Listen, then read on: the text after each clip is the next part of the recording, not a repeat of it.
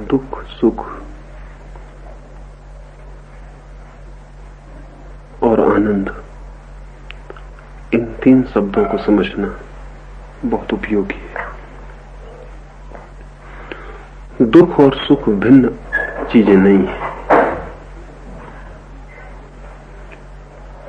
बल्कि उन दोनों के बीच जो भेद है वो ज्यादा से ज्यादा मात्रा का, परिमाण का, डिग्री का है। और इसलिए सुख दुख बन सकता है और दुख सुख बन सकता है। जिसे हम सुख कहते हैं वो भी दुख बन सकता है, और जिसे दुख कहते हैं वो भी सुख बन सकता है। इन दोनों के बीच जो फासला है, जो भेद है, वो विरोधी का नहीं है, भेद मात्रा का है। एक आदमी को हम गरीब कहते हैं, एक आदमी को हम अमीर कहते हैं। गरीब और अमीर में भेद किस बात का है? विरोध है दोनों में, आमतौर से ऐसा दिखता है। तो गरीब और अमीर विरोधी अवस्थाएं हैं, लेकिन सच्चाई ये है कि गरीबी और अमीरी एक ही चीज की मात्राएं हैं। एक आदमी के पास 1 रुपया है तो गरीब है, और 1 करोड़ रुपया है तो अमीर है। अगर 1 रुपये में गरीब है तो 1 करोड़ में अमीर कैसे हो सकता है? इतना ही हम कह सकते हैं कि 1 करोड़ गुना कम गरीब है। और अगर 1 करोड़ वाला अमीर है तो 1 रुपए वाला गरीब कैसे है? फिर इतनी हम कह सकते हैं कि 1 करोड़ गुना कम अमीर है। इन दोनों में जो भेद है, वो भेद ऐसा नहीं है जैसा दो विरोधियों में होता है। वो भेद ऐसा है जैसा एक ही चीज की मात्राओं में होता है।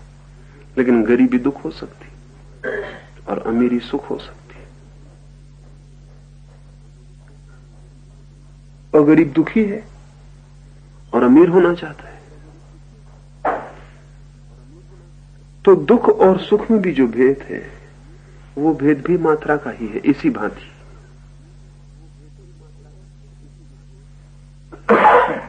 हमारी सारी सुख की अनुभूतियां दुख से जुड़ी हुई हैं, और हमारी सारी दुख की अनुभूतियां भी सुख से जुड़ी हुई हैं। इन दोनों के बीच जो डोल रहा है वो संसार में। संसार में होने का मतलब इतना ही नहीं है कि सिर्फ दुखानुभूति। अगर संसार में सिर्फ दुख की अनुभूति हो तो कोई भटके ही नहीं, फिर तो भटकने का उपाय ही न रहा। भटकता सिर्फ इसलिए है कि सुख की आशा होती, अनुभूति दुख की होती, और सुख मिल जाता है तो मिलते ही दुख में बदल जाता है। संसार की अनुभूति को 2-3 तरह से देखना चाहिए। एक तो ये कि सुख सदा भविष्य में होता है, कल मिलेगा, और कल मिलने वाले सुख के लिए आज हम दुख झेलने को तैयार होते हैं। आज के दुख को हम इस आशा में झेल लेते हैं कि कल सुख मिलेगा। अगर कल सुख की कोई आशा न हो तो आज के दुख को एक क्षण भी झेलना कठिन है। उमर खयाम ने एक गीत लिखा है, और उस गीत में वो कहता है कि मैं बहुत जन्मों से भटक रहा हूं और सबसे पूछ चुका हूं कि आदमी भटकता क्यों है, लेकिन कोई उत्तर नहीं मिलता। और तब मैंने थक के एक दिन आकाश से ही पूछा कि तूने तो सब भटकते लोगों को देखा है, और उन सबको भी देखा जो भटकन के बाहर हो गए, और उन सबको भी देखता रहेगा जो भटकन में आएंगे, और उनको भी देखता रहेगा जो भटकन के बाहर होंगे। तू ही मुझे बता दे कि आदमी भटकता क्यों। तो चारों तरफ आकाश से वो उसके अपने गीत में कहता, मुझे आवाज सुनाई पड़ी, आशा के कारण, बिकॉज ऑफ होप। आदमी भटकता क्यों है? आशा के कारण। और आशा क्या है? इस बात की संभावना कि कल सुख मिलेगा, इस बात का आश्वासन कि कल सुख मिलेगा। आज दुख झेल लो, कल सुख मिलेगा। आज का दुख हम झेलते हैं कल के सुख की आशा में। फिर कल जब सुख मिलता है तो बड़ी आश्चर्य घटना घटती है। सुख मिलते ही फिर दुख हो जाता है। जो चीज उपलब्ध हो जाती है, कितनी कल्पना की थी कि उसके मिलने पर ये होगा, ये होगा, ये होगा। और प्रत्येक व्यक्ति अपने अनुभव को थोड़ा जांचेगा तो हैरान होगा कि मैंने कितने कितने सपने संजोए, ये होगा, ये होगा, ये होगा। फिर वो चीज मिल गई और पाया कि कुछ भी ना होगा। वो सबके सब सपने कहां खो गए कुछ पता ना चला। वो सबकी सब कल्पनाएं कैसे विलीन हो गई कुछ पता ना चला। चीज हाथ में आई कि जो जो उसके मिलने की संभावना में छिपा हुआ सुख था वो एकदम तिरोहित हो जाता है। जब तक नहीं मिलता तब तक प्रतीक्षा में सुख मालूम होता है। जब मिल जाता है सब सुख समाप्त हो जाता है। फिर नई दौड़ शुरू हो जाती है, क्योंकि जहां दुख है वहां से हम भागेंगे, ये भी समझ लेना चाहिए। जहां दुख है वहां हम रुक नहीं सकते, वहां से हम भागेंगे, क्योंकि जहां दुख है वहां कैसे रुका जा सकता है। दुख भगाता है, दुख से हम हट जाना चाहते हैं। और दुख से हटने का उपाय क्या है? एक ही उपाय दिखाई पड़ता है साधारणतः, और वो ये है कि सुख की किसी आशा में हम आज के दुख को भूलो दें, विस्मरण कर दें। तो फिर जैसे ही दुख शुरू होता है हम नई आशा सुख की बनाते हैं। उस आशा में हम वो सब डाल देते हैं जो हमारे दुख से विपरीत है। वो सब समाविष्ट कर देते हैं जो हम चाहते हैं कि हो। और इस तरह आदमी जीता दुख में है, जीता दुख में है, होता दुख में है, लेकिन आंखें उसकी सुख में लगी रहती। जैसे आदमी चलता पृथ्वी पर है और देखता सदा आकाश को रहे। आकाश पर देखने में एक सुविधा हो सकती है कि पृथ्वी पर होना भूल जाए, फिर भी होगा पृथ्वी पर। हम खड़े हैं दुख में, लेकिन आंखें सदा सुख में अटकी रहती हैं। इस सुविधा यह हो जाती है कि दुख को हम भूल जाते हैं और दुख को झेलने की क्षमता उपलब्ध कर लेते हैं। अब अगर बहुत गहरे में देखा जाए तो सुख जो है वो सिर्फ संभावना है, सत्य कभी भी नहीं। दुख सदा सत्य है, तथ्य है, वास्तविक है, लेकिन दुख कैसे झेला जाए? तो हम उसे सुख की आशा में झेल लेते हैं। कल का सुख आज के दुख को सहने योग्य, सहनीय बना देता है। और वो सुख जो कल का है वो कभी मिलता नहीं, और जिस दिन मिल जाता है भूल चूक से, उसी दिन हम पाते हैं कि भ्रांति टूट गई, इल्यूजन टूट गया, वो जो आशा हमने बांधी थी गलत सिद्ध हुई। लेकिन इससे सिर्फ इतना ही हम समझ पाते हैं कि ये सुख गलत था, दूसरे सुख गलत नहीं है। उनकी आशा में आगे दौड़ते रहो। ये भूल थी, लेकिन अब ये भूल भ्रांत सिद्ध हो गई, टूट गई, दुख आ गया, तो अब फिर चित्त भागेगा। यानी हम एक आशा से उखड़ते हैं, लेकिन आशा मात्र से नहीं उखड़ जाते। एक सुख की व्यर्थता को जान लेते हैं, लेकिन सुख मात्र की व्यर्थता को नहीं जान पाते। इसलिए दौड़ जारी रहती है। अगर दुखी हो जीवन में और सुख की कोई संभावना का भाव भी ना हो, तो एक व्यक्ति एक क्षण संसार में नहीं रह सकता। एक क्षण भी रहना मुश्किल, एक क्षण में ही मुक्त हो जाए, लेकिन आशा उसे आगे गतिमान रखती। और जो मैंने कहा कि मुक्त व्यक्ति को जो मिलता है उसे सुख नहीं कहना चाहिए। शब्द तो हम कोई भी उपयोग कर सकते हैं, उसे सुख नहीं कहना चाहिए, क्योंकि उसे जो मिलता है वो सुख और दुख दोनों से भिन्न है। इसलिए उसे आनंद कहना चाहिए, उसे नया शब्द देना चाहिए। अब ये बड़े मजे की बात है कि आनंद से विपरीत शब्द तुमने ना सुना होगा।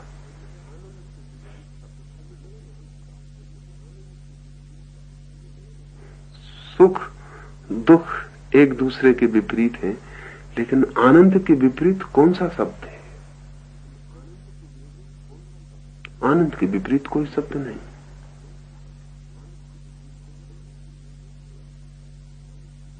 आनंद के विपरीत कोई अवस्था ही नहीं। और आनंद सुख नहीं है। अगर उसे सुख बनाया तो बात और होगी, वो फिर दुख की दुनिया शुरू हो गई। तो साधारणतः हम कहते हैं वो व्यक्ति आनंद को उपलब्ध होता है जो दुख से मुक्त हो जाता है, लेकिन इस कहने में थोड़ी भ्रांति है।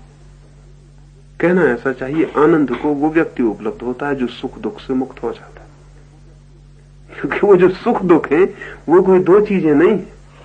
और इसलिए साधारण जन को निरंतर ये गलती हो जाती समझने में कि वो आनंद को सुख ही समझ लेता है, समझता है दुख से मुक्त हो जाना सुख। इसलिए बहुत से लोग सत्य की खोज में या मोक्ष की खोज में भी वस्तुतः सुख की ही खोज में होते हैं। इसलिए महावीर ने एक बहुत बढ़िया काम किया। सुख के खोजी को उन्होंने कहा वो स्वर्ग का खोजी है, आनंद के खोजी को उन्होंने कहा वो मोक्ष का खोजी। मोक्ष सुख स्वर्ग में जो फर्क है वो खोज का है। दुख का खोजी नरक का खोजी है, सुख का खोजी स्वर्ग का खोजी है, लेकिन दोनों से जो मुक्ति का खोजी वो मोक्ष का खोजी। स्वर्ग मोक्ष नहीं। महावीर के पहले बहुत व्यापक धारणा यही थी कि स्वर्ग परम उपलब्धि है। उसके आगे क्या उपलब्धि? सब सुख जहां मिल गया वो परम उपलब्धि है। लेकिन इस बड़े मनोवैज्ञानिक सत्य को समझना चाहिए कि जहां सुख होगा वहां दुख अनिवार्य है। जैसे जहां उष्णता होगी वहां शीत अनिवार्य है, जैसे जहां प्रकाश होगा वहां अंधकार अनिवार्य है। असल में ये एक ही सत्य के दो पहलू हैं और एक साथ ही जीते हैं, और इनमें से एक को बचाना और दूसरे को फेंक देना असंभव है।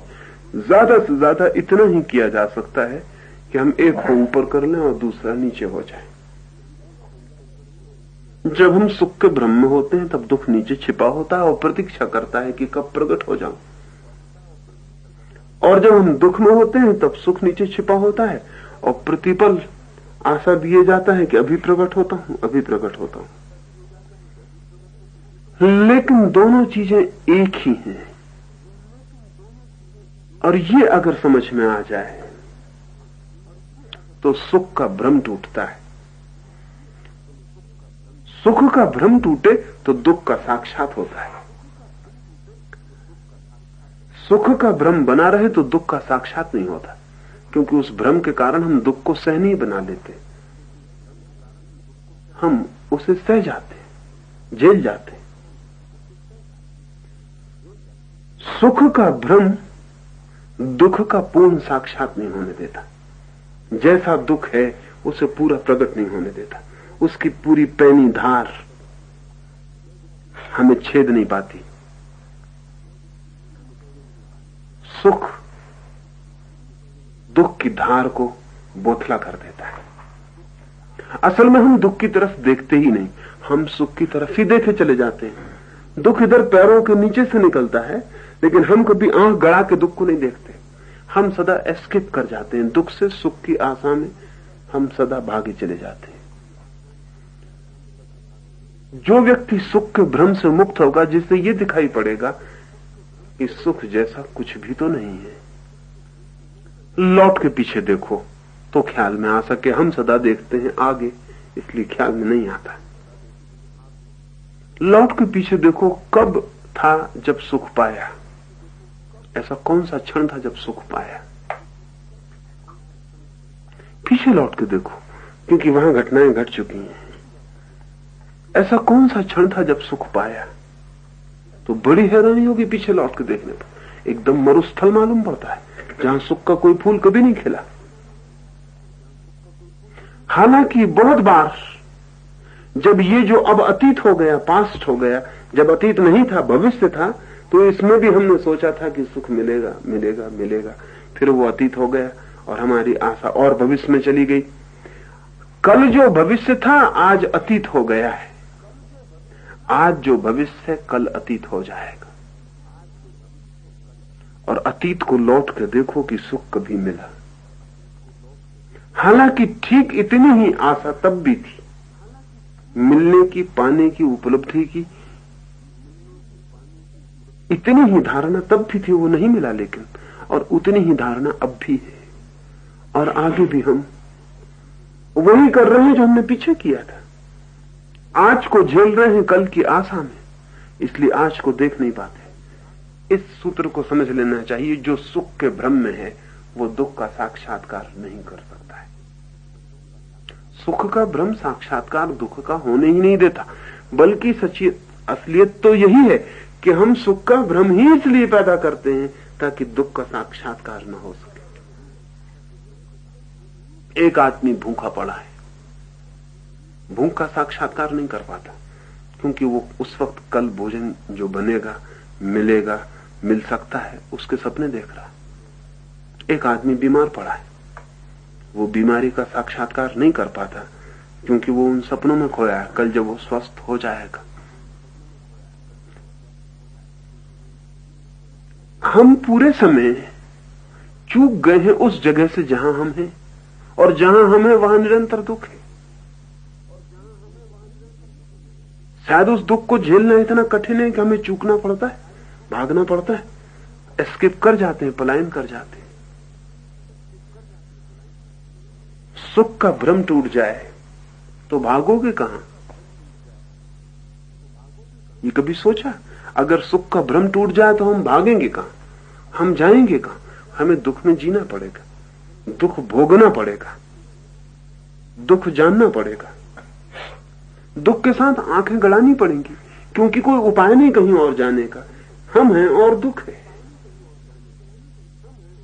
जो व्यक्ति दुख का साक्षात्कार करे वो उस तीव्रता पर पहुंच जाता है जहां से वापसी शुरू होती, जहां से वो लौटता है। जो मैंने सुबह कहा, दुख की पूरी पीड़ा, पूरी सफरिंग, जब सब तरफ से कांटे दुख के उसे छेद लेते हैं और भविष्य में कोई आशा नहीं रह जाती और आगे कुछ भी उपाय नहीं रह जाता, तब वो जाएगा कहां? जब आगे बाहर भविष्य में कोई आशा नहीं, तब वो अपने में लौटता है।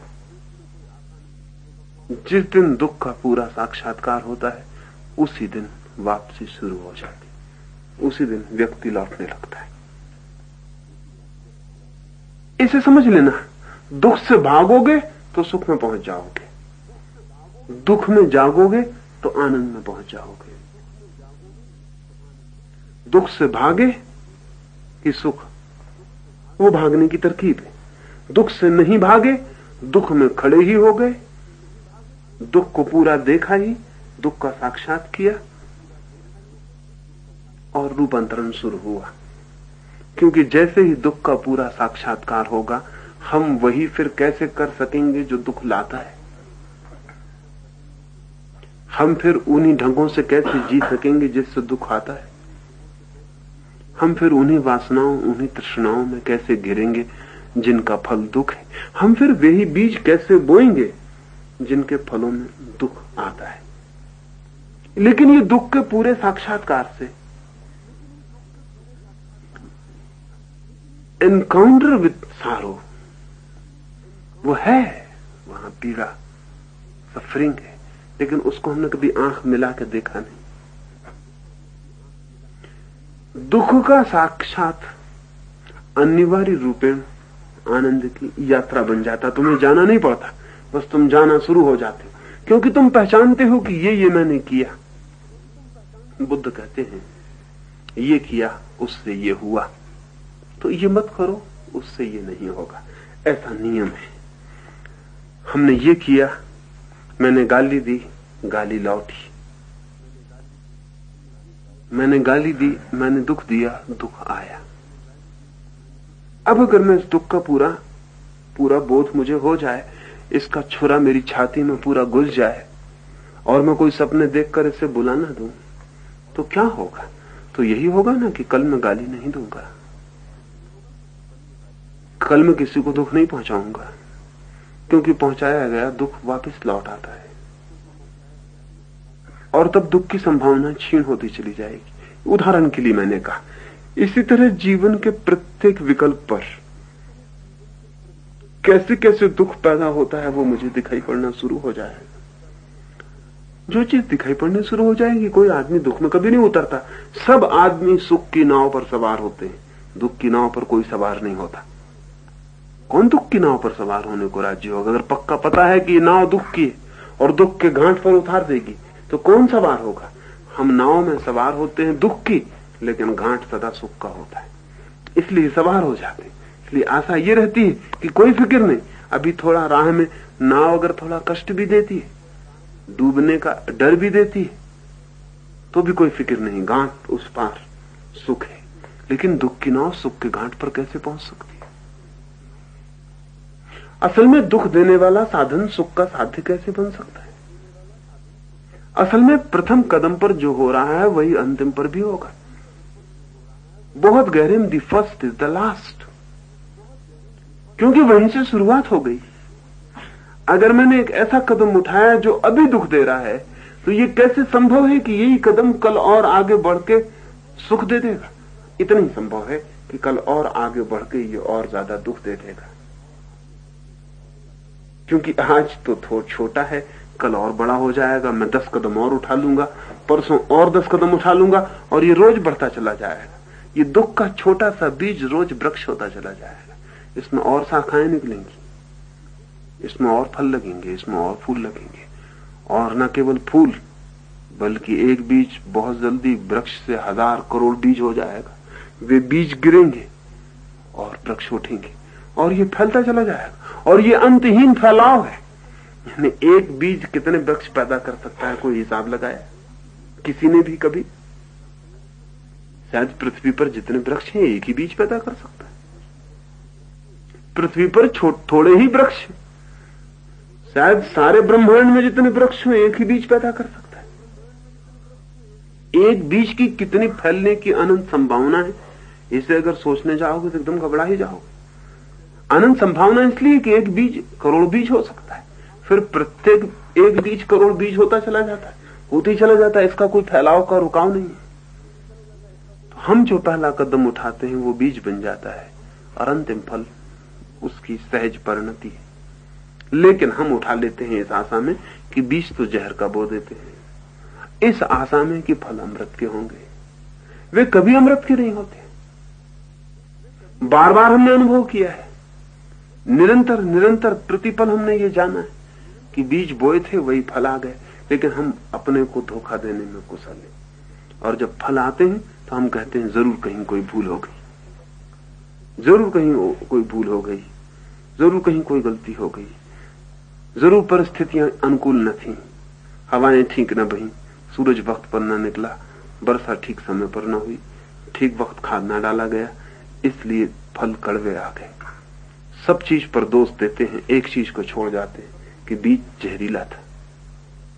और मजे की बात यह है कि अगर वर्षा समय पर न हुई हो, अनुकूल परिस्थिति न मिली हो, माली ने ठीक वक्त खाद न दिया हो, सूरज न निकला हो, इस कारण सिर्फ इतना ही हो सकता है कि फल जितना बड़ा हो सकता था उतना बड़ा न हुआ। इस कारण इतना ही हो सकता है कि जितना जहरीला फल मिला वो छोटा ही रहा हो, और बड़ा जहरीला फल मिल सकता था अगर सब अनुकूल होता। इसे थोड़ा समझना चाहिए। जितना दुख हमें मिलता है, आमतौर से हम कह देते हैं कि परिस्थितियों के ऊपर निर्भर है, ये परिस्थितियां हमें दुख दे रही, मैं तो ठीक हूं। मित्र गलत है, पत्नी गलत है, पिता गलत है, पति गलत है, संसार ही गलत है, परिस्थितियां गलत है, मैं तो ठीक हूं। ऐसे हम बीज को बचा रहे हैं। मैंने जो किया वो ठीक है, लेकिन अनुकूल न मिला साथ, हवाएं उल्टी बह गई, सूरज निकला, सब गड़बड़ हो गया। लेकिन ध्यान रहे, अगर प्रतिकूल परिस्थितियों में इतना कड़वा फल आया तो अनुकूल परिस्थितियों में कैसा कड़वा फल आता है, इसका कोई हिसाब है? हमें ख्याल में नहीं। हम जो इच्छाएं करते हैं, अगर वे पूरी की पूरी हो जाएं, तो हम इतने बड़े दुख में गिरे जितने दुख में हम कभी भी नहीं गिरे। इसे थोड़ा समझना चाहिए। आमतौर से हम सोचते हैं कि हम इसलिए दुखी हैं कि हमारी इच्छाएं पूरी नहीं होती। हमारा तर्क ये है, हमारे दुख का कारण ये, हम जो इच्छा करते हैं वो पूरी नहीं होती। जबकि सच्चाई यह है कि हमारे दुख का कारण यह है कि हम जो इच्छा करते हैं वो दुख का बीज है, और वो बिना पूरे हुए इतना दुख दे जाती है। अगर पूरी हो जाए तो कितना दुख दे जाएगी, बहुत मुश्किल है कहना। सोचें, कोई भी एक इच्छा को सोचें, अगर वो बिल्कुल पूरी हो जाए। एक प्रेमी वो एक प्रेयसी को चाहता है, जितनी देर नहीं मिलती है प्रेयसी उतनी देर आशा का सुख वो भोगता है, प्रतीक्षा का सुख भोगता है। अभी इच्छा पूरी नहीं हुई, हालांकि उस वक्त वो बहुत दुखी रहता है। उस वक्त उससे पूछो तो वो कहेगा मैं इतना दुखी हूं जिसका कोई हिसाब नहीं, क्योंकि जिससे पाना है वो नहीं मिल रहा है, हजार बाधाएं आ रही हैं। एक प्रेमी को जब वो अपनी प्रेयसी को पाने की खोज में लगा है, या एक प्रेयसी अपने प्रेमी को पाने की खोज में लगी है, जब तक वो नहीं मिल गया है, जो जानते हैं वो कहेंगे जितना सुख उस वक्त भोग लिया वही काफी। हालांकि वो कोई भी नहीं कहेगा कि मैंने सुख भोगा उस वक्त, इतनी पीड़ा झेली जिसका कोई हिसाब नहीं।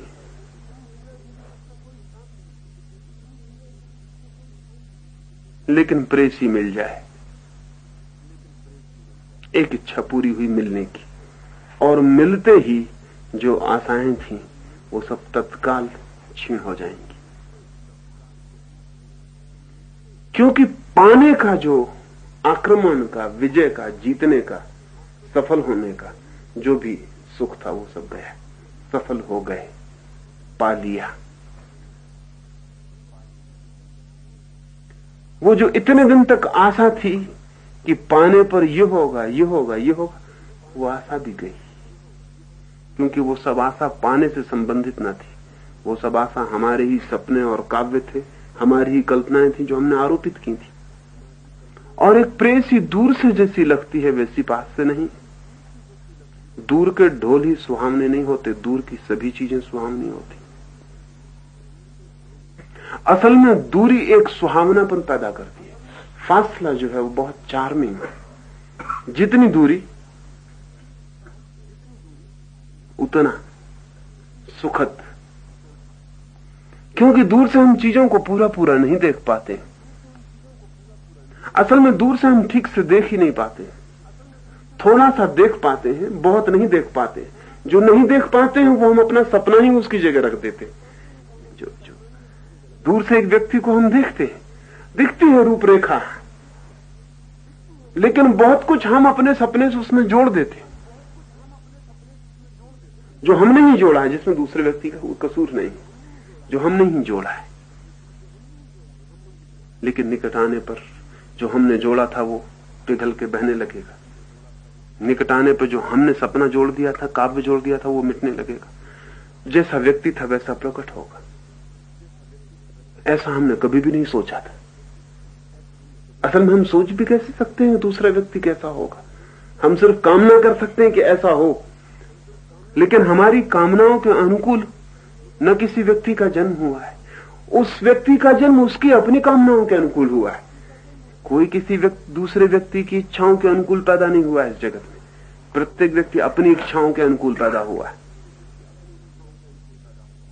लेकिन हमने अपनी इच्छाएं आरोपित की थी, वे मिलते ही खंडित हो जाएंगी और वो व्यक्ति प्रकट होगा जैसा हमने उसे कभी भी नहीं जाना था। और जितने हमने सपने जोड़े थे, वास्तविकता उन सबको तोड़ देती, एक एक चीज को तोड़ देती। फिर हमने चाहा था कि व्यक्ति पूरा मिल जाए, यानी मैं कहूं रात तो वो कहे रात, मैं कहूं दिन तो वो कहे दिन। ये इच्छा पूरी नहीं होती, क्योंकि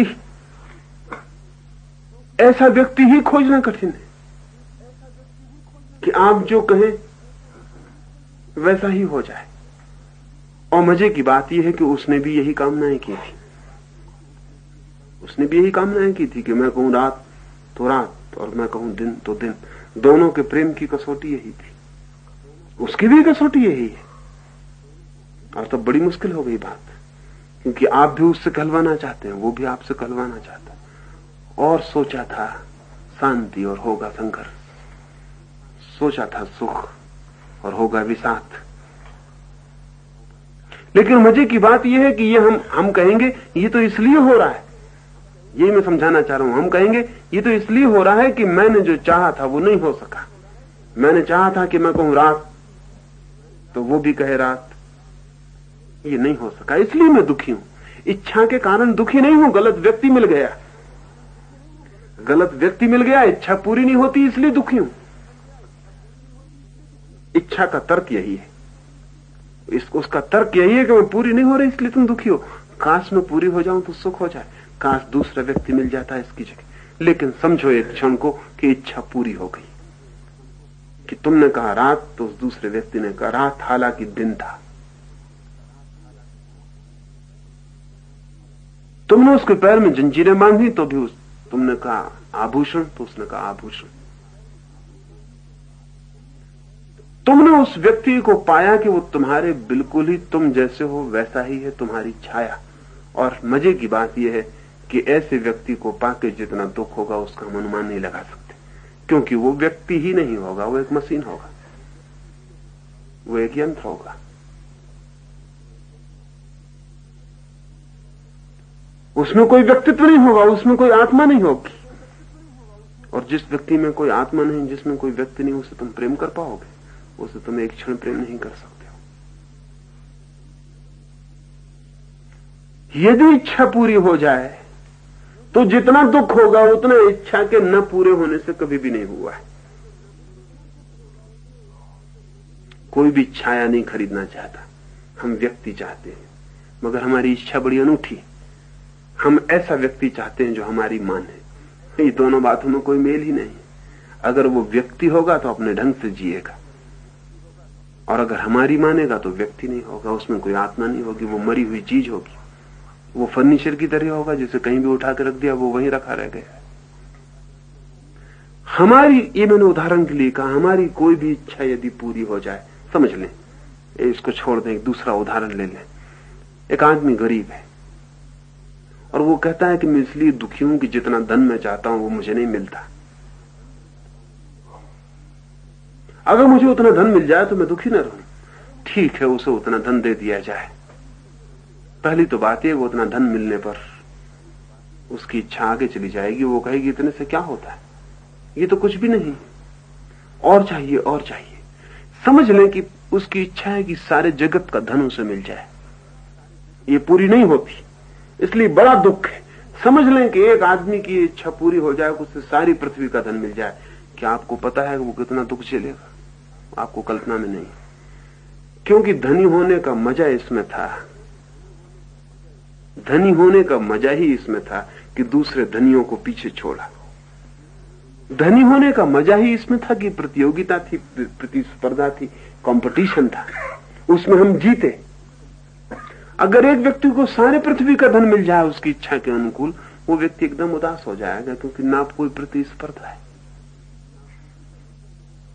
न कोई प्रतिस्पर्धा का उपाय।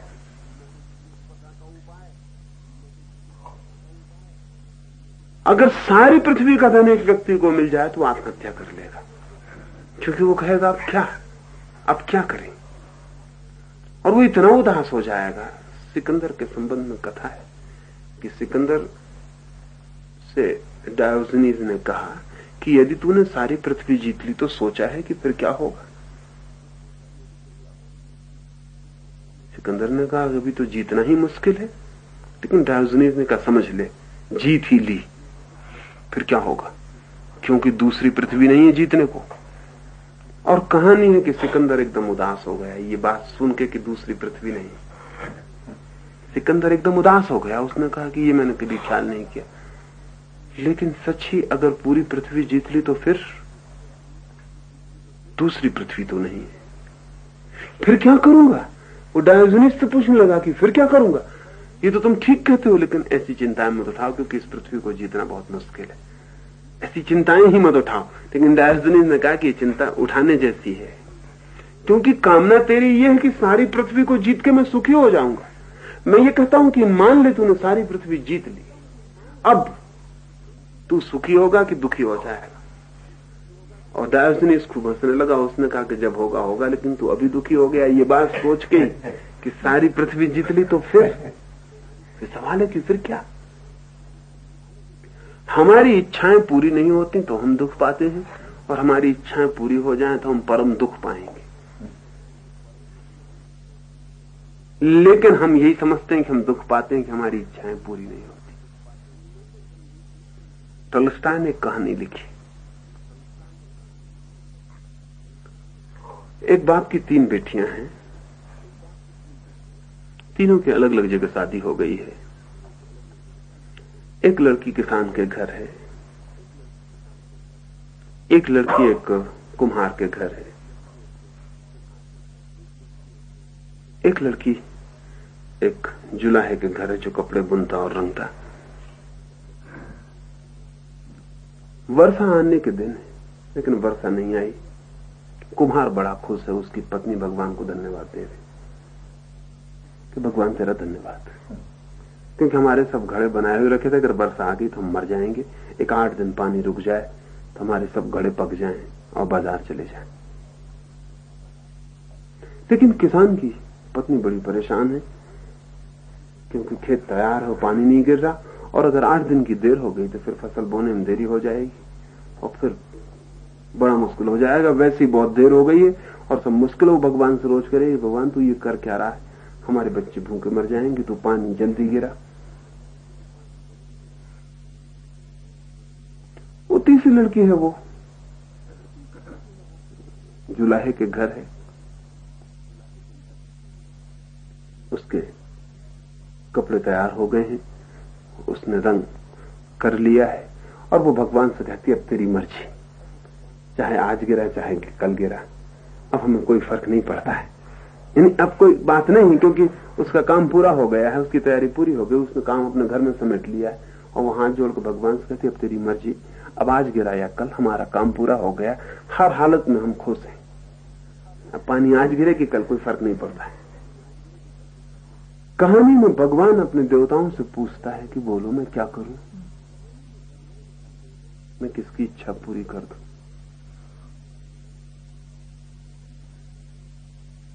और भगवान कहता है तो सिर्फ 3 लोग हैं, अगर सारी पृथ्वी के लोगों की इच्छाएं पूछी जाएं और सब पूरी कर दी जाएं तो इसी वक्त पृथ्वी समाप्त हो जाए, इसी वक्त। हमारी इच्छाएं और हमारी इच्छाओं का दौड़, और हम उनसे क्या पाना चाह रहे हैं, हमें कुछ भी पता नहीं है। लेकिन भ्रांति चलती चली जाती है, क्योंकि हमारा ख्याल ये होता है कि दुख मिल रहा है इसलिए कि इच्छा पूरी नहीं हुई, सुख मिलता अगर इच्छा पूरी हो जाती। लेकिन जो गहरे इस विचार में उतरेगा उसे पता चल जाएगा कोई इच्छा की पूर्ति सुख नहीं ला सकती, और बड़ा दुख लाती। अपूर्ति इतना दुख ला रही तो पूर्ति कितना लाती। गणित ऐसा समझना चाहिए, नहीं पूरा हुआ तो इतना दुख मिल रहा, पूरा हो जाता तो कितना दुख मिलता। क्योंकि जब बीज को कम सुविधा मिली तब वो इतना जहरीला फल ले आया, पूरी सुविधा मिलती तो कितना जहर लाता, कितना जहर लाता। प्रत्येक इच्छा दुख में ले जाती है, लेकिन सुख में ले जाने का आश्वासन देती है। प्रत्येक नाव दुख की है, लेकिन सुख के घाट पर उतार देने का वचन है। और 1000 बार हम नाव में बैठते हैं रोज, और 1000 बार दुख की नाव दुख के घाट पर उतार देती है, लेकिन हम कहते हैं कहीं कोई भूल हो गई। अन्यथा ऐसा कैसे हो सकता था कि जो नाव सुख के घाट की तरफ चली थी वो दुख के घाट पर कैसे पहुंच जाती।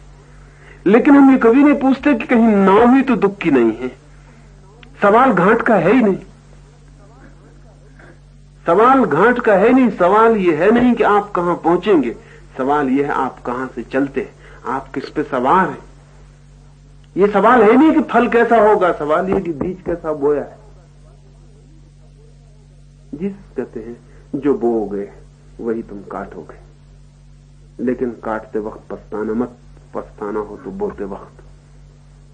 काटते वक्त पछताने का क्या सवाल, फिर तो काटना ही पड़ेगा।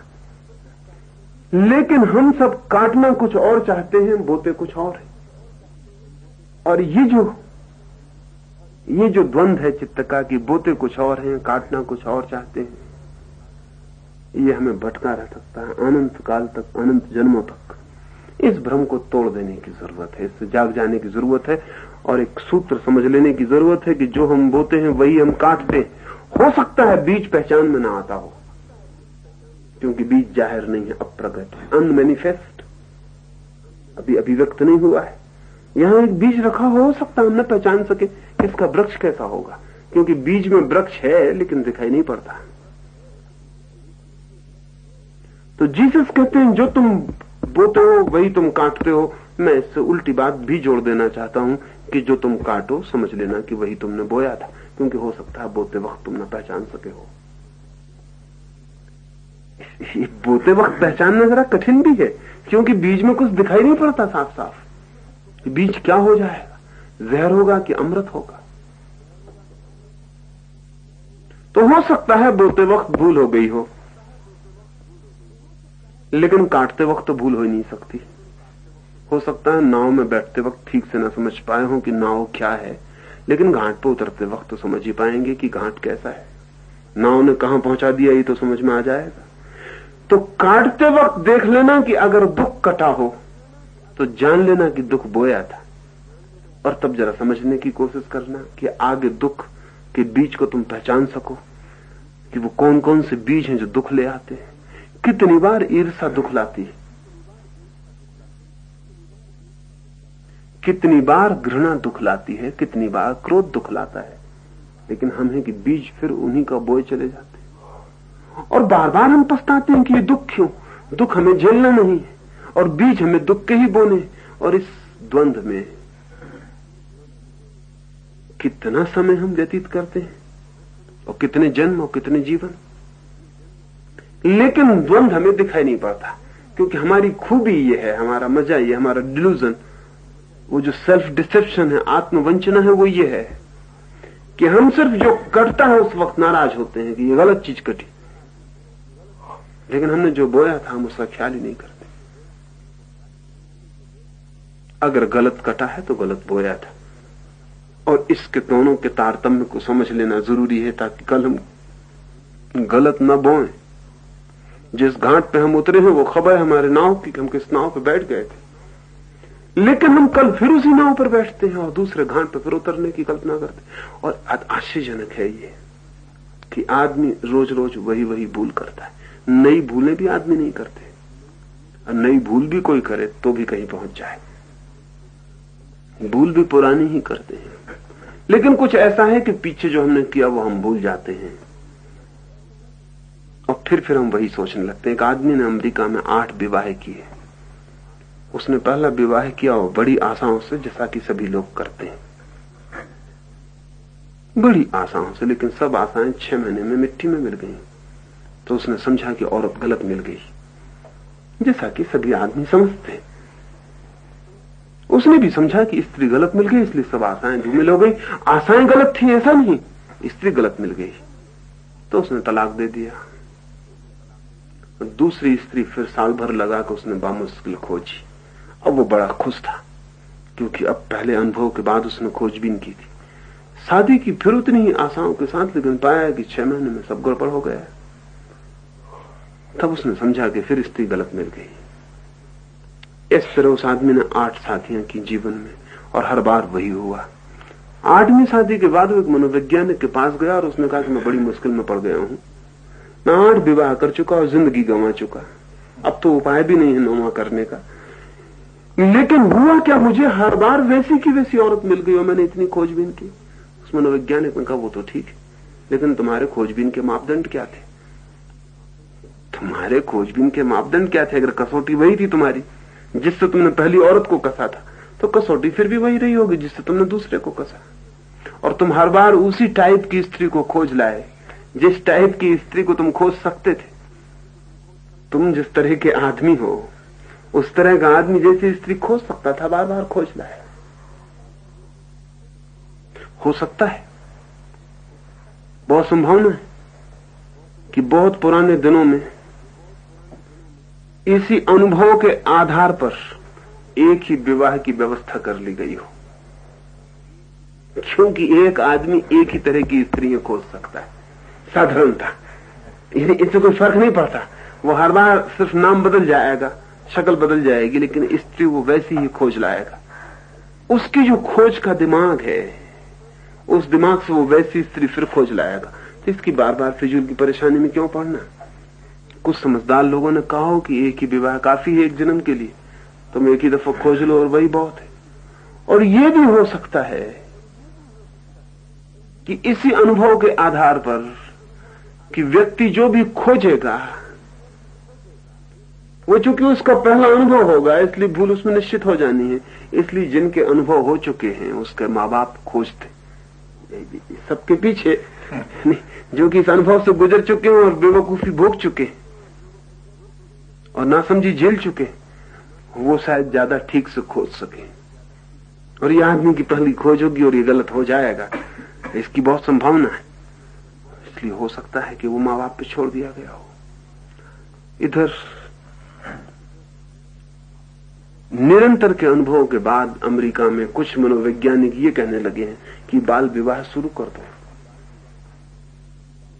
क्योंकि इसमें कोई मतलब नहीं मालूम पड़ता।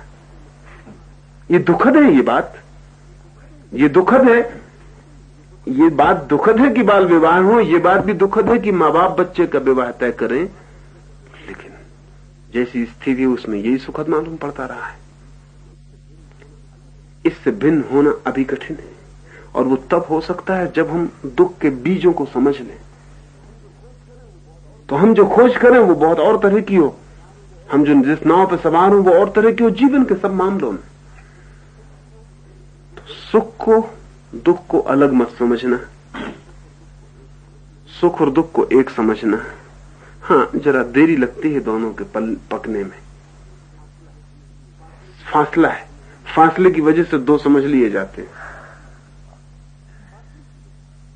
फासले की वजह से दृष्टि छोटी है हमारी, फासला बड़ा है। हमको इस कमरे की दोनों दीवारें दिखाई पड़ती, तो हम जानते हैं कि दोनों दीवारें इसी कमरे की, और हम ऐसी भूल ना करेंगे कि इस दीवार को बचा लें और उसको मिटा दें, क्योंकि ऐसी भूल हम करेंगे तो वो दीवार भी गिरेगी, पूरा मकान गिरेगा। अगर दीवारें गिरानी हो दोनों गिरा दो, न गिरानी हो तो दोनों को बचने दो, इसके सिवा कोई रास्ता नहीं, क्योंकि हमें दोनों दीवारें दिखाई पड़ती। लेकिन कमरा इतना बड़ा हो सकता है कि जब भी हमें दिखाई पड़ती हो एक ही दीवार दिखाई पड़ती हो, दूसरी दीवार इतने फासले पे हो कि हम कभी जोड़ ही ना पाते हो कि ये कमरा और ये दीवार उसी दीवार से जुड़े हुए, ये वही कमरा है।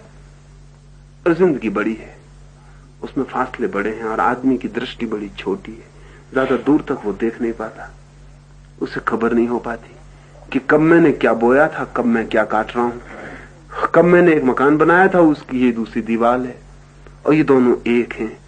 इसको ठीक से पर्सपेक्टिव मिल जाए, दृष्टि मिल जाए दूर तक देखने की, तो हम अपने सब दुखों को अपनी सुखों की आकांक्षा में छिपा हुआ पाएंगे। अपने सब दुखों को हम अपने सुखों के सपनों में छिपा हुआ पाएंगे। हमारे सब दुख हमारे सुख की आशाओं में ही पैदा किए गए हैं।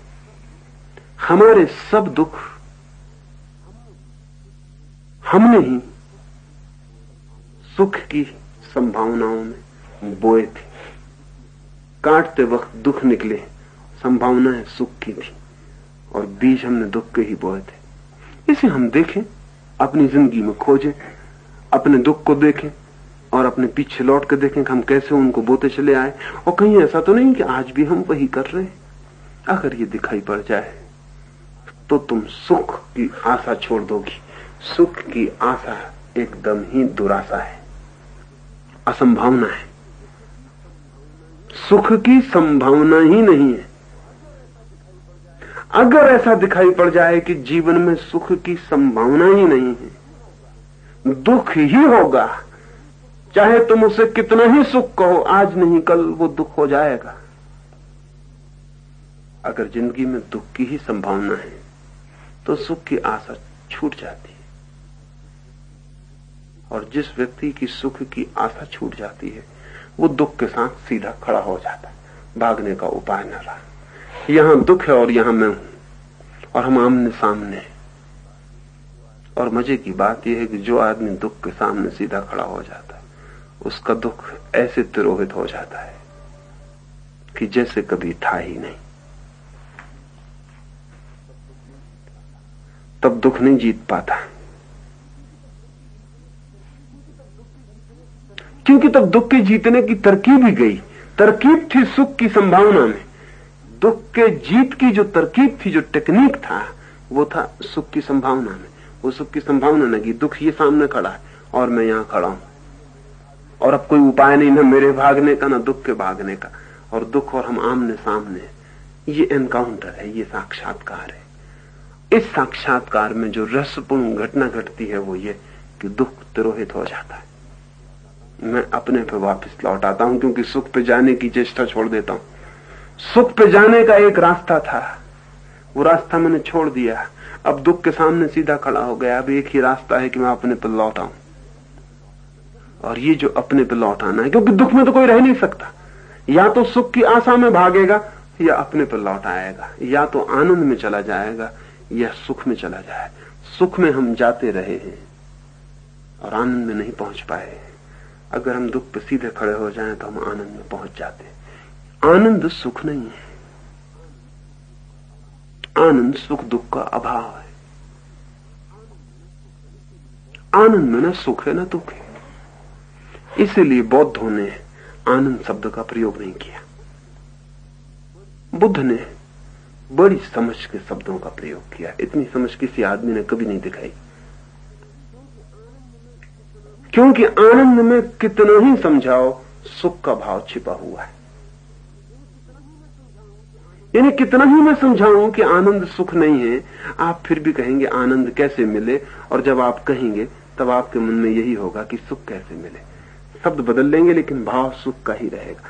तो आप कहेंगे ठीक है, फिर तरकीब बताइए कि आनंद कैसे पाया जाए। दुख है, दुख से कैसे बचा जाए, कोई टेक्निक, कोई विधि बताइए कि हम आनंद कैसे पालें। आनंद तो पाना जरूरी है। और अगर आप भीतर गौर से देखेंगे तो आनंद गलत शब्द आप प्रयोग कर रहे हैं। आप ही कह रहे हैं सुख पाना जरूरी है। सुख कैसे पाया जाए, दुख से कैसे बचा जाए। बहुत कठिन है आदमी को समझाना कि आनंद सुख नहीं है। और आमतौर से हम दोनों का पर्यायवाची प्रयोग करते हैं कि आदमी सुखी तो कहता बड़े आनंद में, बड़े आनंद में कहता है। बुद्ध ने इसलिए प्रयोग किया शांति। वे कहते हैं आनंद नहीं, आनंद शब्द ठीक नहीं है, खतरनाक है।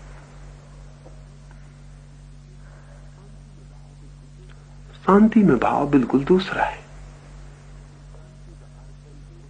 शांति का अर्थ है न सुख न दुख, सब शांत है। कोई तरंग नहीं है, न दुख की न सुख की, न कोई भाव है, न सुख का न दुख का। न कहीं जाना है न कहीं आना है, ठहर गया सब, रुक गए, मौन है, चुप है, झील पे एक भी लहर नहीं है। ऐसी इसलिए बुद्ध कहते हैं आनंद नहीं। मैं आनंद का आश्वासन नहीं देता, क्योंकि मैं तुम्हें आनंद का आश्वासन दूंगा और तुम सुख का आश्वासन ले लोगे। ये जो कठिनाई है, जो कठिनाई है, बात आनंद की जाएगी, समझी सुख की जाएगी, क्योंकि हमारी आकांक्षा सुख की है।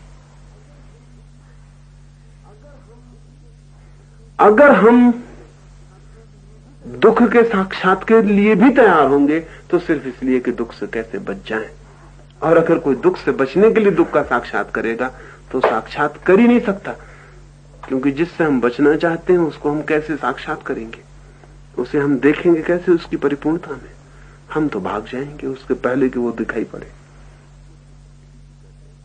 मुझे भी प्रीतिकर है, शब्द शांति ही महत्वपूर्ण है। मगर बात वही है, बात वही है जहां सब शांत हो गया।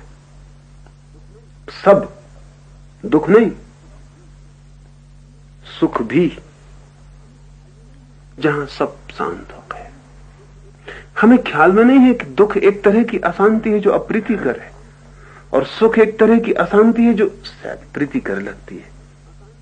लेकिन सुख की अशांति भी तीव्र हो जाए तो मृत्यु ला सकती है, और दुख की अशांति भी तीव्र हो तो मृत्यु ले ही आती है। मैंने सुना है एक आदमी को लॉटरी मिल गई, उसे 1 लाख रुपया मिलने को है। उसकी पत्नी बहुत घबरा गई, खबर आई, पति दफ्तर में था, वो चपरासी है। 1 लाख की बात सुनते कहीं उसका खात्मा न हो जाए। वो बहुत डर गई है। खबर आ गई घर में पति दफ्तर से लौटने को है, वो क्या करे। तो वो भागी हुई पास के चर्च में गई। वो ईसाई है।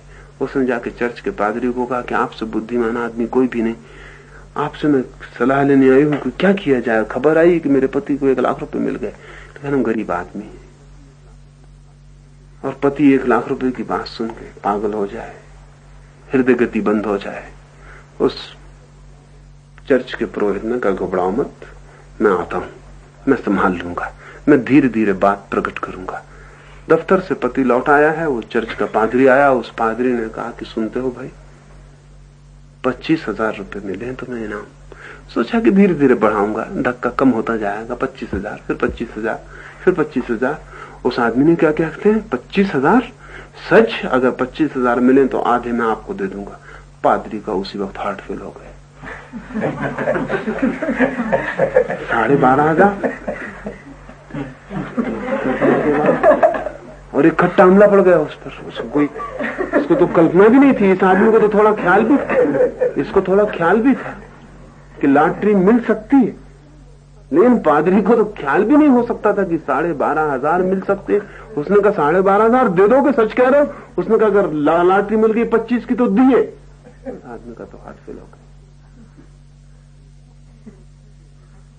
सुख भी इतना तीव्र हो सकता है एक आघात में कि प्राण ले ले। और बड़े मजे की बात है ये कि दुख बहुत कम लोगों के प्राण लेता है, सुख बहुत लोगों के ले लेता है।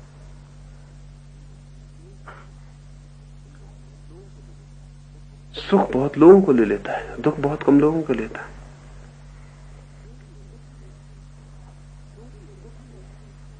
क्योंकि दुख में कितना ही बड़ा दुख हो, हम सदा सुख की आशा में भागे हुए रहते हैं, इसलिए पूरे दुख का कभी भी इंपैक्ट, घाव नहीं पड़ पाता। लेकिन पूरे सुख में हम कहीं नहीं भागे होते, हम बिल्कुल फंस गए होते और हमला पूरा हो जाता है।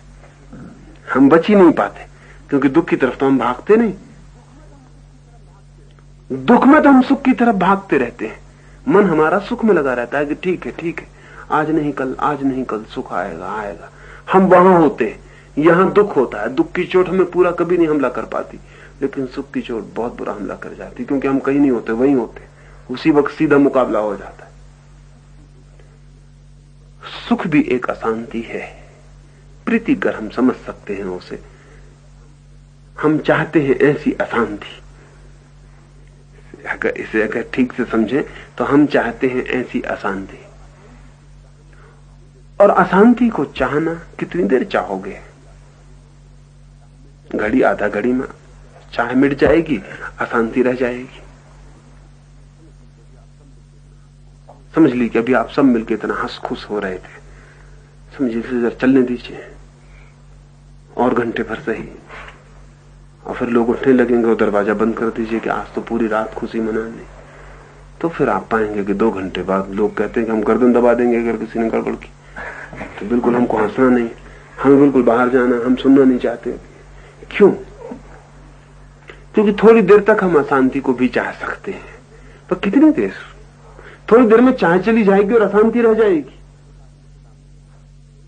एक आदमी सितार बजा रहा है, बड़ा प्रीतिकर है, लेकिन है तो शोरगुल, है तो शोरगुल ही।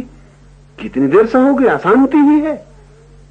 जो शांति को जानता वो कहेगा ये क्यों शोरगुल मचा रहे हो? ये है शोरगुल, लेकिन समझो कि अच्छी लग रही, प्रीतिकर शांति है। थोड़ी देर चाही जा सकती। चाहो कितनी देर चाहोगे? घड़ी, 2 घड़ी, घंटे, 2 घंटे, रात, 2 रात। फिर उस सितार बजाने वाले की गर्दन दबाने का मन होगा कि अब या तो बंद करो या हम तुम्हें बंद कर देंगे। तो वो कहेगा कि तुम तो इतने खुश होते थे, तुम तो इतने प्रभावित थे, और तुम तो इतना आनंद प्रकट करते थे, ताली बजाते थे, गर्दन क्यों दबाते हो? हम तो उसी खुशी में और ज्यादा बजाए चले जा रहे हैं। लेकिन उस आदमी को पता नहीं कि अशांति की चाह खत्म हो जाती थोड़ी देर में, और फिर अशांति रह जाती, और फिर तबीयत होती कब कब बंद हो जाए, अब ये कब समाप्त हो।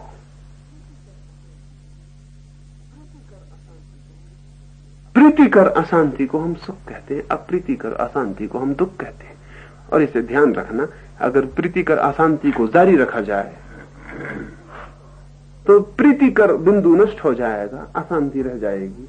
और अगर अप्रीतिकर अशांति को भी जारी रखा जाए तो अप्रीतिकर बिंदु नष्ट हो जाएगा और अशांति भी सहने योग्य प्रीतिकर हो जाएगा। एक आदमी रेल के दफ्तर में काम करता है तो सितार नहीं सुनता, रेलगाड़ी के इंजन, सीटियां और सब आवाजें सुनता है। वहीं सोता भी है, रात तो सो लेता है। 7 दिन की ड्यूटी के बाद घर लौटता है, 8वीं रात तो नींद नहीं आती, क्योंकि वो जो अशांति थी, वो जो शोरगुल था, वो उसके माहौल का हिस्सा था। उसके बिना सोए कैसे? वो एक बड़े वातावरण का एक हिस्सा वो भी है। उतनी अशांति चाहिए, नहीं तो वो सो नहीं सकता, वो मुश्किल में पड़ जाएगा। वो सब हिस्सा हो गया। वो भी बहुत दिन सोने जाने पर प्रीतिकर अप्रीतिकर हो जाता है, अप्रीतिकर प्रीतिकर भी हो सकता है। इसका मतलब क्या है? इसका मतलब है कि दोनों तनाव हैं और दोनों तनाव में रूपांतरण हो सकता है। वे एक दूसरे में यात्रा करते रहते हैं। अभी वो एक मित्र यहां मेरे पीछे आके ठहरे थे, पूना के। उन्होंने कहा कि हमें एक दिन हाउस बोट में ठहरे थे आके, बहुत आनंद आया। फिर दूसरी दफा आया तो हमने 15 दिन के लिए इकट्ठा ही बुक कर लिया और पैसे दे दिए, और हम ऐसी मुसीबत में पड़ गए कि ये 15 दिन कैसे पूरे हों, क्योंकि वही पानी, वही नाव, वही रोज वहां जाना। इतनी घबराहट हो गई कि हम चौथे दिन भाग गए वो पैसे छोड़ के वहां से, क्योंकि वो तो घबराने वाला हो गया। वो जो सुखद मालूम हो रहा है वो कितनी देर सुखद होगा, ये सोचा कभी? और जो दुखद मालूम हो रहा है, अगर उसमें जी ही चले जाओ तो कितनी देर दुखद रहेगा। दोनों अशांतियां हैं, दोनों एक दूसरे में मिली जुली हैं, दोनों एक दूसरे के छोर हैं। बहुत जल्दी यहां से वहां यात्रा हो जाती, वहां से यहां यात्रा हो जाती। इस सत्य को समझ लेने वाला व्यक्ति इस यात्रा पर ही नहीं जाता, वो जैसा है वहीं खड़ा हो जाता है। जो आता है उसे ही देखता है, और आता दुखी है, सुख आते ही नहीं। सुख सिर्फ आता लगता है, और आते लगते ही चलता है उसका सब हिसाब, आते ही विलीन होना शुरू हो जाता है, दुख ही आता रहता है। जो व्यक्ति इसको देखने खड़ा होता है, दुख पूरा अपने पूरे अंधकार में, अपनी पूरी पीड़ा में, अपने पूरे रूप में प्रकट होता है। उसके साथ ही वे सब बीज प्रकट हो जाते हैं जो उसने बोए थे, जो वो अब भी बो रहा है। इस वक्त भी हो सकता है बगीचे में बैठा बो रहा हो। हाथ रुक जाता है, वो आदमी वापस खड़ा हो जाता है। वो चुपचाप दुख को देख लेता है, जी लेता है, भोग लेता है, लेकिन भागता नहीं। भोगा हुआ दुख मिट जाता है, भागा हुआ दुख आगे बढ़ जाता है। ऐसा जो भोग लेता है वो भीतर चला आता है, और जो दुख में भी नहीं भागता वो शांत हो जाता है, क्योंकि अब अशांत होने का क्या कारण रहा? जो दुख में भी नहीं भागता वो अशांत कैसे होगा? अशांत हो सकता था भागता तो, अब वो भागते ही नहीं है, तो जो भी है वो ठीक है, वो शांत हो जाता है, वो आनंद को उपलब्ध हो जाता है, वो अपने पर लौट आता है। ऐसी यात्रा से पहुंचता है व्यक्ति मुक्ति में, लेकिन ये यात्रा जरूरी है।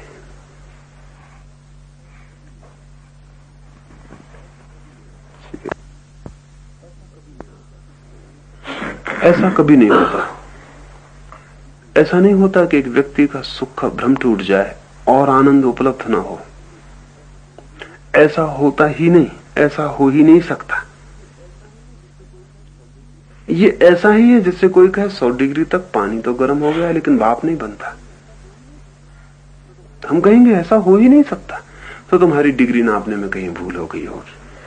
100 डिग्री तक पानी गर्म हो ही गया है तो भाप बनेगा ही, इसमें कोई उपाय ही नहीं है दूसरा, ये भाप बनेगा ही। क्योंकि 100 डिग्री तक गर्म होना यानी भाप बनना, ये दो चीजें नहीं है। वो डिग्री तो द्वार है जहां से भाप बनेगा, अगर उस डिग्री तक पहुंच गया तो भाप बनेगा। ऐसा नहीं हो सकता कि 100 डिग्री पे ठहर जाए और कहे कि भाप नहीं बनते, 100 डिग्री पे रुक जाते हैं। 100 डिग्री तो गर्म हो गया लेकिन भाप नहीं बनते, ऐसा नहीं होता। लेकिन डिग्री नापने में गलती हो सकती है, और पानी की डिग्री नापने में गलती बहुत कम होगी, क्योंकि पानी हमसे अलग थलग, अपनी स्थिति नापने में हमेशा भूल हो जाती। सुख का भ्रम हमारा मिटता नहीं। बल्कि सच तो यह है कि हम आनंद की खोज में ही सुख के लिए ही जाते हैं। जो गहरा उपद्रव है वो यह है कि आनंद की खोज में भी हम किस लिए जाते हैं? क्या हम दुख के साक्षात से गए? अगर दुख के साक्षात से गए तो जाना ही नहीं पड़ेगा, हम पहुंच जाएंगे। अगर दुख के साक्षात्कार से गए हैं तो हमें जाना नहीं पड़ेगा, हम पहुंच ही जाएंगे। लेकिन हम दुख के साक्षात्कार से नहीं गए, हम दुख से बचने के लिए सुख खोजते रहे। फिर किसी ने कहा कि सुख ब्रह्म है, और हमारी थोड़ी समझ में भी पड़ा, क्योंकि अतीत का अनुभव हमारा भी कहता है कि हां, सुख पाया नहीं। लेकिन क्या तुम्हारा भविष्य का मन भी कहता है कि सुख नहीं पा सकोगी? जब मैं कहता हूं कि सुख भ्रम है, सुख कभी नहीं पाया, तो तुम्हारा मन भी कहता है कि ठीक कहते हैं आप, सुख भ्रम है। बहुत बार सुख पाने की संभावना थी, फिर मिला नहीं, लेकिन अतीत में। लेकिन क्या तुम्हारा मन ये भी बात मानने को तैयार होता है कि भविष्य में भी सुख नहीं मिल सकता है? नहीं, इस पर राजी नहीं होता। बस यहां जरा सी चूक हो जाती। कहता है अगर आप कहते हैं कि इस तरह से नहीं मिलेगा, छोड़िए, लेकिन आनंद कैसे मिलेगा ये बताइए। तो बताएं आनंद कैसे मिलेगा ये बता दे, तो हम वही पालें, छोड़ें सुख को। और आनंद तो सुख से भी बड़ी चीज है। हम सुख ही छोड़ देते, आनंद पा लेते। आनंद की क्या तरकीब? फिर आदमी भजन कर रहा, ध्यान कर रहा है, पूजा कर रहा है, प्रार्थना कर रहा है, फिर वो आनंद की तरकीब खोज रहा है। इसलिए जो मैं उस दिन कहा कि कोई तरकीब नहीं है, कोई मेथड नहीं है, क्योंकि विधि हो सकती है सुख पाने की। यहां तो सवाल कुल इतना है कि जो स्थिति है उसको जान लो और तुम आनंद में पहुंच जाओगे। आनंद में पहुंचने के लिए तुम्हें अतिरिक्त कुछ भी ना करना पड़ेगा, 1 इंच चलना ना पड़ेगा। लेकिन हमारे चित्त की जो तरकीब है वो ये, वो कहता है ठीक है, आप ठीक कहते हैं, सुख तो नहीं मिला, लेकिन आगे मिल सकता है। ठीक है, कोई हर्ज नहीं, सुख न कहिए, आनंद कहिए। आनंद ही खोए जाते हैं। वो कहां है आनंद? हम कैसे उस आनंद को पाएं? अब ये आदमी फिर दुख से भाग रहा है। अभी तक ये सुख का नाम लेके भागता था, अब आनंद का लेके भाग रहा है। अभी तक ये शराब घर में जाता था कि वहां सुख मिल जाएगा, अभी कहता वहां नहीं मिलता। अब ये मंदिर में जाता है, ये कहता कि वहां आनंद मिल जाए, लेकिन जाता है कहीं। शराब घर छोड़ता है, मंदिर खोजता है, लेकिन जाता है कहीं, भाग रहा है। शराब घर में जाने वाला उतना ही भाग रहा है जितना मंदिर में जाने वाला भाग रहा है। फर्क जरा भी नहीं है भागने की दृष्टि से। ये मैं नहीं कह रहा हूं कि जाके आदमी शराब पीने लगे, कह मैं ये रहा हूं दोनों भाग रहे हैं, भागने की दृष्टि से कोई भी फर्क नहीं। हाँ, एक का भागना ऐसा हो सकता है कि समाज सम्मत ना हो, ऐसा हो सकता है कि स्वास्थ्य को नुकसान पहुंचाता हो। एक का भागना ऐसा हो सकता हो कि स्वास्थ्य को भी फायदा करता हो, समाज सम्मत भी हो, लेकिन भागना जारी है। तो मैं जो कह रहा हूं समझ लो उससे ठीक से। मैं ये नहीं कह रहा हूं कि मैं तुम्हें कोई आनंद की तरकीब बताऊंगा, मैं तुमसे ये नहीं कह रहा हूं कि तुम आनंद में जा सकती हो, ये भी नहीं कह रहा हूं तुमसे कि तुम आनंद पा सकती हो भविष्य में। मैं तुमसे भविष्य की बात ही नहीं कर रहा हूं। मैं तुमसे इतना कह रहा हूं कि वर्तमान में तुम दुख के लिए जाग सकते हो। उसके आगे मुझे नहीं कहना। मैं इतने कहता हूं 100 डिग्री तक पानी गर्म करो, आगे पानी अपना संभाल लेता है, उसकी तुम्हें चिंता नहीं करनी, वो भाप बनेगा। लेकिन शिक्षाएं खतरनाक हो गई हैं। सब शिक्षक हमें रेडीमेड फार्मूला दे देते हैं। वो कह देते हैं कि सुख है ही नहीं जीवन में, बस बात खत्म हो गई। वो समझते हैं बात खत्म हो गई, तुमने भी सुन ली, तुमने भी समझा कि ठीक बात तो कह रहा है, बिल्कुल बात खत्म हो गई, सुख है कहां जीवन।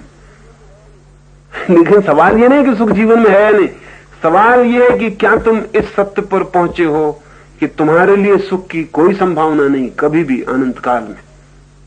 क्या इस सत्य पर तुम पहुंचे हो? क्या ये तुम्हारी प्रतीति बन गई है कि अनंत काल तक भी तुम्हारे लिए सुख की कोई संभावना नहीं, सुख है ही नहीं कभी, ऐसी तुम्हारी प्रतीति है? तो फिर क्या करोगे तुम? तब तुम आनंद के लिए नहीं पूछोगे, तुम कहोगे कैसा आनंद।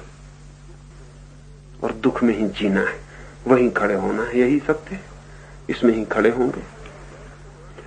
ऐसे अगर तुम खड़े हो गए तो तुम आनंद में पहुंच जाओगे। वो तुम्हारा पहुंचना नहीं है, यानी तुम कुछ करके वहां नहीं पहुंच जाओगे, ये खड़े हो जाना तुम्हें पहुंचा देगा। और तुम इसमें खड़े होने को राजी नहीं, तुम कहते हो कि ठीक है ये दुख तो ठीक है, आप हमें आनंद में पहुंचने का रास्ता बताइए। फिर आनंद भविष्य में हो जाएगा, कल वो सुख का काम करने लगेगा, उससे क्या फर्क पड़ता है।